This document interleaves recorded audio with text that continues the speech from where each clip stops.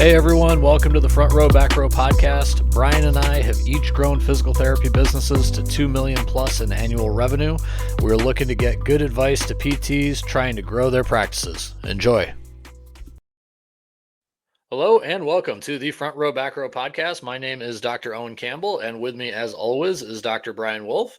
And today we are going to be talking about something called client risk, right? So I am a cash-based PT, and this week I had I have a big client, right? That uses me. Big client meaning he uses me a lot, right?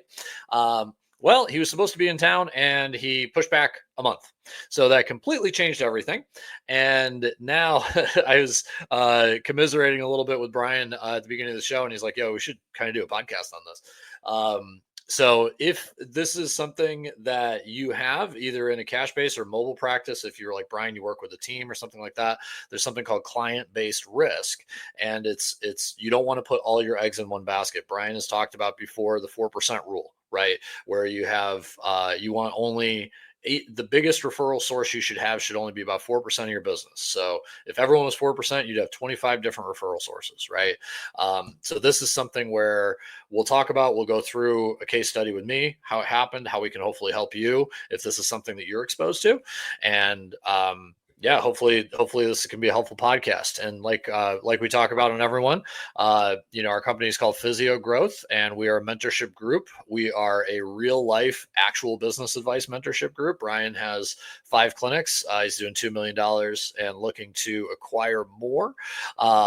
And I had 14 years in corporate experience growing corporate PT practices to a point that they could sell for 8 figures. So we know what we're talking about. We've seen it all, and we will not sugarcoat that there is some not fun weeks like this week for me. Exactly. That's kind of what I want to talk about today in this podcast, right? Owen was talking about, look, Owen's business. So Owen's obviously to clarify too, right now I have a cash-based business. There you go. Got out of corporate PT to start my own practice because I figured I don't like to listen to anybody. Well, I think the whole let's synergize on emails wasn't working for me. So I think that's an important part of context here. Yeah, Owen has a lot of corporate PT background where he's now had multiple $1 million exits, but also now wanted to start something from scratch. And that's how we started this whole thing, right? It was like learning from soup to nuts how you can go from nothing to having a gigantic practice of 900 clinics and how it all works, right? So we've been through that whole orthopedics realm. So Noah was talking about, and again, I know this. Like I started our multi-clinic location out of the back of my car, and so with Owen, he was talking about how now he's got a steady stream of patients, but he's not quite there yet where he's so full that he can't make the next step. Which for him, the next step is going to be to find a location. We were kind of chatting about that. Yep. So now to set the stage is still doing great, going full time now with the mobile PT, not doing the PRN thing anymore, not doing any of that stuff. But then obviously relying on a client to really push you over the edge. And then now that doesn't happen. So having to pivot a little bit and adjust. And so yeah, take us through a week and kind of where you are with that.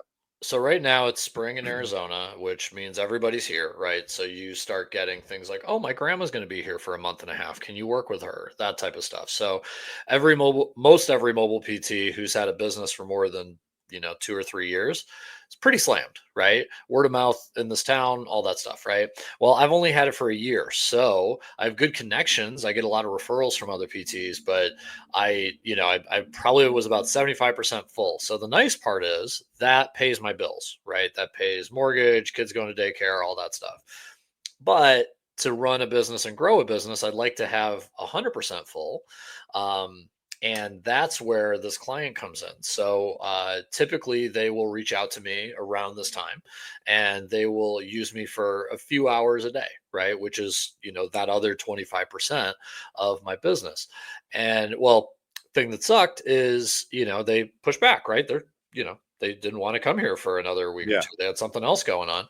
So all of a sudden I went from mentally projecting, I could spend some money on ads and, it's okay if I buy an extra, kettlebell or something like that to, okay, got to tighten up. So that was why I was commiserating with Brian because, that movement changed, on a dime in a few phone calls, where I'm at. So then I had to kind of fight through it a little bit.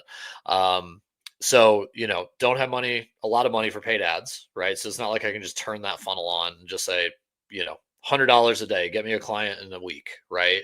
Um, and the other side of that too is there was, well, we could talk a little bit about that first, and then like kind of what my strategy is if you want to like kind of, Yeah. stopgap, right? Yeah, I think that's it, right? Because I think then we talked a little bit about, you know, what you're currently doing and what you're looking to do and how again, what the reasoning for it is. So I think, obviously there was I want to talk about how there's a person in town that got hurt. So explain the kind of the story a little bit and more Yeah. specifically how it all came down and again, why you the other part of that to help Owen's going to be a little more vulnerable here. What things about it you didn't like or don't like that you're having to do about it?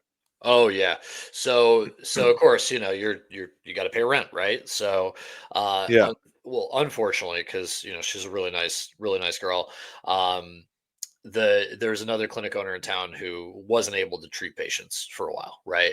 And she's looking for other therapists to take that slack up, right, so she can keep paying her bills. And unfortunately, I was the boss of many of the mobile PTs in town. Like, I was there for their first day treating a patient, or maybe not that, but at least their first day managing a clinic. So, but they got out before I did. I tried to climb the corporate ladder. So they all are busy and they can't help this person out. Well, of course, I'm not. Right. So, I talk with her, and of course, like any good business person, she's got a contracted rate because she did all the work to get the referrals. And I'm not getting those referrals now because I've only been an entity, full time for about 3 months at this point. Um, so I'm sitting there and I'm saying, "Oh man, I'm an employee again." Right. I'm going to Yeah. help her out, obviously, because, it's anywhere PT is a small community, but especially here where you don't have a lot of schools churning out a million grads every year. Um, you want to do good by other PTs, right? And, knock on wood, hopefully if I need somebody, she'd help me. Right. But the rate is significantly less than what I would normally see for someone who I got with my own word of mouth. So it's kind of like, not a punch in the face, but at the same time, like, man, I'm almost there. I'm almost there to the point that I didn't have to call her, right? And if some things broke one way or the other the week prior, I would have been fine. No problem. Off to the races, spending money on advertising, and I would have sped up the system probably another 6 months to a year, right? In Yeah. terms of volume and referrals. But it all broke differently. Um, and now I'm like, oh man, you know, like all this, I still got to go back to the whole like being an employee thing. But I'm happy to do it. It's temporary, So that was what I was commiserating to Brian about is that, Yeah. the fun part is I get to say, look at my, cash PT, and I'm seeing all these people and all these people, look at my fancy client and all that. But then if you expose yourself to client risk where, he's what, 25% of my business, man, if he moves, you better have a backup plan. So Well, and that's the thing, right? I think, one of the things that I think about with this is twofold, right? It's like this is just another explanation. Anybody listening to this is when you think, oh, I'm going to close this person, I got him, and you have not closed that person till the money's in the account, right? That's the yep. reality situation, right? And I've just learned this over and over again, and so I tell people like it's not there. So Owen's kind of like pre-planning and figuring that out. Now that's the trick of this is like how to juggle the two, but then exactly the rug gets pulled out from under you, and all of a sudden you're scrambling a little bit. Now, the good news is Owen had a backup plan here, right? Like he had something he fell into, which means that there's enough business referral partners that you can do that. So that's awesome. I mean, look, that's what I was saying to Owen. I was like, at the end of the day, like you didn't lose the client. The client's coming later than you thought. Yep. You're just adjusting. And if in this next month it's like, all right, I got to do this just to get over that hump to be there, like, cool, right? And probably, by the way, like just psychologically, I bet there's a little bit of you that's probably like, maybe not push as hard with marketing, maybe not push as hard in this and do this Oh, 100%. because it's right Yeah. because this person's coming. So a little bit, Yeah. like I think what I wanted to share with people with this was not all of this is rainbows and cupcakes. You know what I mean? So I think when it comes down to going through this process, like these are normal things that happen to people, and you got to keep pushing all the time Well, and because ultimately things the worst adjust. part is if I didn't have this client, or even with this client, I'm only going to probably make like 10 or 15,000 more this year. Um, than what I made, my last job at corporate PT. So like I'm taking the emotional punches in the face and like the early mornings, late nights, all that stuff, because I know that like I want to build an asset, right? I know that Yeah. as I go on, these are going to be the things you look back at and say, "Oh yeah, I remember when I was this," and as you're opening your like second or third clinic, right? But yeah, like in the moment, you're just kind of like, "Oh God." There's a line. Thank God, my best friend from college is a has walked this path before. Well, here's the thing that I would tell most people, right? That I would tell most people is the first million is the hardest to get. If you look at anybody, the first million is the hardest to hit. Once you hit that, then it becomes easier to do it again and again and again. So Yeah, meaning to scale the business.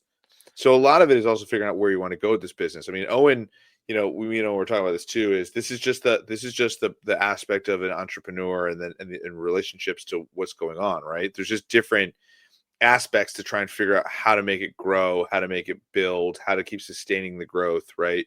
But there's going to be volatility, which is not the nature of any business, right? I mean, yeah, for us, January in the Northeast, January and February are always a touch slower. People get sick, yeah, it's cold, beginning of the year, deductibles reset, blah, blah, blah, all that stuff.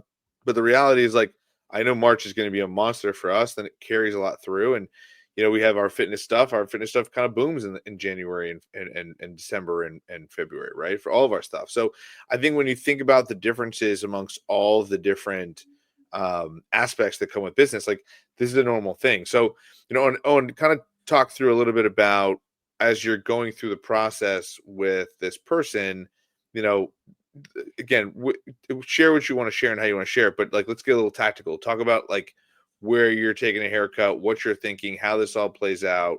yeah. What's the topic? It sounds like it's temporary because as soon as It's woman temporary, yeah. heals, they should. Yep, yep, So when it comes down to it, it's probably for the next month, right? Because hopefully she'll bounce back in that time, right? And then the when it I'd have to do the percentages here, but it's basically I'm getting about 2/3 of my normal rate, right? Um, so that is, it kind of sucks, but it's better than what I was getting when I was, working for someone else doing kind of this like cash pay PRN stuff. The other one I was getting something like 35-40%. So it's a haircut, but it's not like catastrophic. And the other thing I looked at is, again, she's done a lot of good work to get a lot of referrals where she could just pass them off, right?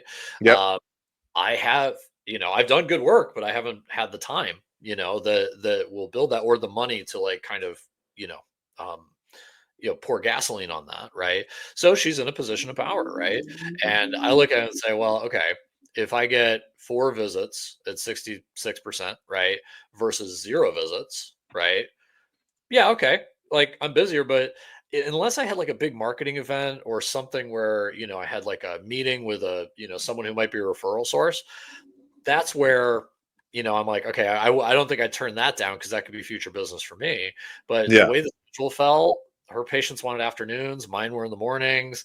And I'm just like, you know what? Yeah, I could get very detailed about like, well, okay, I'm doing X minutes and blah, blah, blah. But in the end, like we're all PTs. She's, by all accounts, a great PT. I was able to talk with her for, half an hour. And the way she looks at like how you treat patients and all that, I'm just like, look, you know, mobile PTs especially, the biggest worry is you get in a car accident, right? So like if I had something like that happen to me where I had to be on disability, for months and months and months, right? And I don't know exactly what happened to her. I didn't ask, but I would hope that I could kind of call on my people to kind of be like, hey, would you do this at a contracted rate? So there's a little bit of that like PTs helping PTs vibe, yeah. but it's one of those things where you're like, you know what, it's all falling into place. I'm going to do it, but I don't love that I have to. Well, and that's what I was telling me that I was saying, like, listen, like the cool part about this is, and I'll tell my quick story here, right? Like there's a physician that called me, and basically was like, hey, there's this mission, there's this person, that has these last dying wishes and they can't get anybody to come to their home and they're having all these issues and blah, blah. No one will go see them. No one will go do that. And I told Owen, I was like, this wasn't even about the money, right? This wasn't even about like, we were going to figure it out just to help this poor woman who did it. Yeah, And that's a lot of what we do as a profession anyway.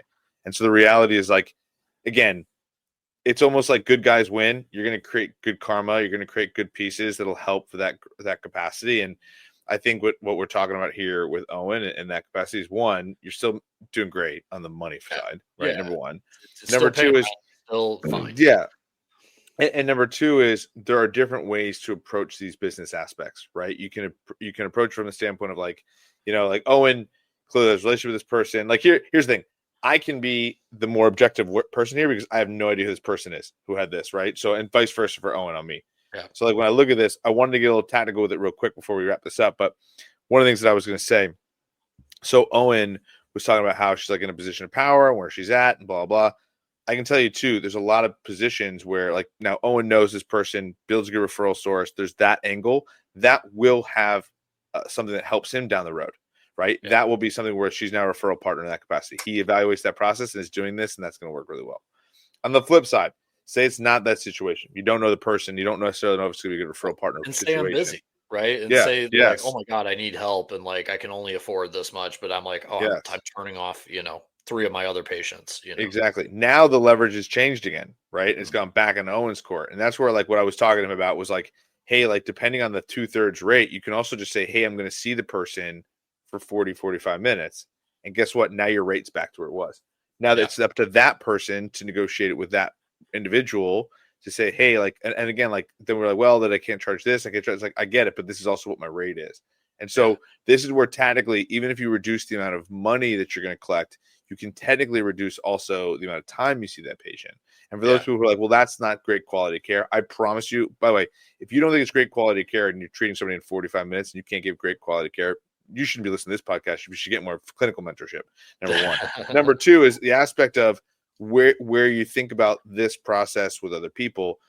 It's not just how you raise prices, it's also how you can get time back. We constantly talk about that. So I think that's something where you can think about that as you grow. So say this turns into something where it's, a different type of avenue. Those are some places you can go to if it makes more sense financially. So Well, anyway, and that was something to do a little tactical with it. and that's what I probably would have done if it was, say, like, you know, um, say, my one of my best PT colleague friends here, right? And Yeah. I'm busy, he's busy, and he's just like, dude, I need something to come in, right? Then I would Yeah. say, like, okay, I could do 45 minutes here, and I could do that, and we would work something out on, like, in terms of like rate stuff. Um, Even if it was, we talked to the patients, and a lot of times the nice part is especially with, building that rapport. And that's the advantage I have, having 15 years Yeah. treating, is that I have about 8 people I could call, right? It's And I awesome. realize the value of that. Like, if you look at it, Yeah. a lot of my referrals are actually from other PTs, right? It's great. So part of the reason I built so fast and so well as a cash PT is because I have really good friends Referral who are like, partners. dude, just here, take my patient. Like, I don't want to treat them. They're 10 miles that way and I'm 10 miles this way. They don't do the contracting thing. But like, I totally understand it because they're doing it because they're busy. Like, she's doing it because she can. So Yeah, and I think that's the part that Owen sees here as the angle that I would say is yeah. is really effective, right? Because my mind is, when I think about, okay, like, this is what's been really effective for Owen is these referral partners and building this relationship. Well, guess Yeah. what? That's awesome. That's the aspect of how you want to continue to grow, right? Yeah. Now, what it can also mean to focus on for Owen is to also find other referral partners and more referral partners to Yeah. send in people so he gets busier, right? And so that's the concept. So Yeah. no, I think it's awesome. And again, one of the things that we do that Owen mentioned at the top of the show at Physio Growth is help people get to a better place, right? So listen, if you're an employee in a business and want to learn how to make more money within that business, we do that type of mentorship. If you're somebody who is starting their own cash-based practice and wants to know what the heck is going on and what they need to do to get busier, kind of like we're just talking about with Owen right now, we help those people. If you want to scale to 20 plus clinics, I'm doing it. So we can help you with that too. So if there's all sorts of different places where PTs are in their continue of their career, we help people make impacts in their careers. So again, if that's something you're interested in, it's $99 a week, a month. Happy to help. Physio-growth.com. Yeah. Land the plane, Cool. baby. All Land it. right. All right. With that, buddy, we are out, my friend. Have a good week. You too, bud. See ya.